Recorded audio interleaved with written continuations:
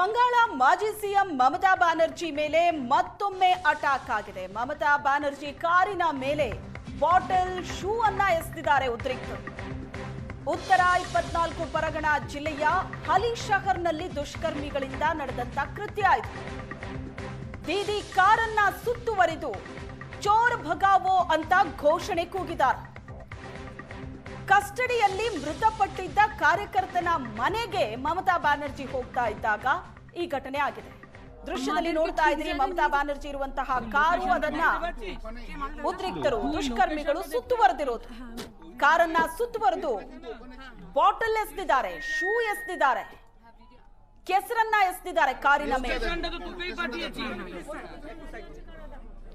Police ಕಸ್ಟಡಿಯಲ್ಲಿ TMC ಕಾರ್ಯಕರ್ತ ಬಿರ್ಜು ಕಿಯೋಟ್ ಮೃತಪಟ್ಟಿತ್ತು. ಹೃದಯಾಘಾತದಿಂದ ಕಾರ್ಯಕರ್ತ ಸತ್ತಿದ್ದಾನೆ ಅಂತ ಪೊಲೀಸರು ಹೇಳ್ತಾ ಇದ್ದಾರೆ. ಪೊಲೀಸರು ಹಲ್ಲೆ ನಡೆಸಿದ್ರಿಂದ ಸಾವಾಗಿದೆ ಅಂತ ಆಪ್ತರು ಆಕ್ರೋಶವನ್ನ ವ್ಯಕ್ತಪಡಿಸುತ್ತಿದ್ದಾರೆ. ಪ್ರತಿಭಟನೆ ನಡೆಯೋ ಈ ಪ್ರತಿಭಟನೆಯ ನಡುವೆ ಕಾರ್ಯಕರ್ತನ ಕುಟುಂಬದವರ ಭೇಟಿಗೆ ಅಂತ ಮಮತಾ ಬ್ಯಾನರ್ಜಿ ಹೊರಟಿದ್ರು. ಆಗ ನಡೆದಿರೋ ಘಟನೆ ಇದು. ದೀದಿ ಜೊತೆಗೆ ಸಂಸದರಾದ ಕಲ್ಯಾಣ್ ಬ್ಯಾನರ್ಜಿ, ಡೋಲಾ ಸೇನ್ ಕೂಡ ಇದ್ರು.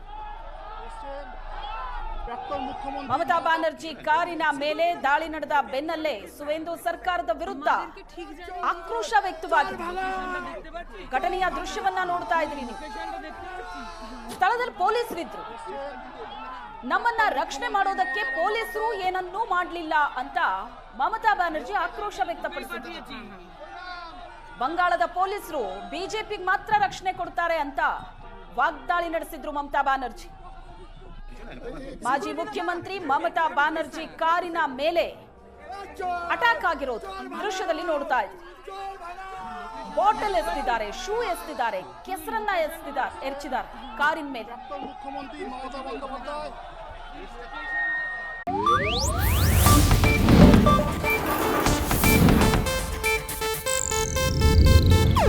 ಇದು ಏಷ್ಯಾನೆಟ್ ನ್ಯೂಸ್ ನೆಟ್ವರ್ಕ್ ಪ್ರಸ್ತುತಿ.